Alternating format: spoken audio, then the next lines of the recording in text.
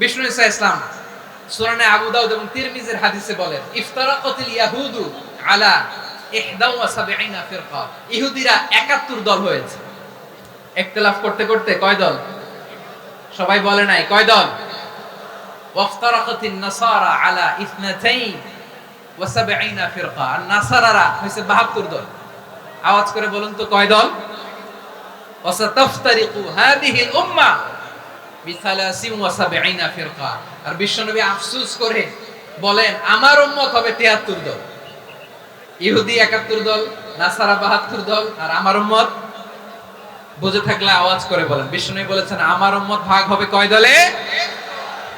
কুল্লুহা ফিন্নার, সব জাহান্নামে যাবে, ইল্লা ওয়াহিদা, একটা দল ছাড়া। সাহাবারা বললেন, মান হিয়া ইয়া রাসূলুল্লাহ, সে নাজাত প্রাপ্ত জান্নাতি দল কোনটা? আপনি কি আমাদের বলবেন না? আপনি মেহেরবানি করে একটু বলে দেন তারা কারা?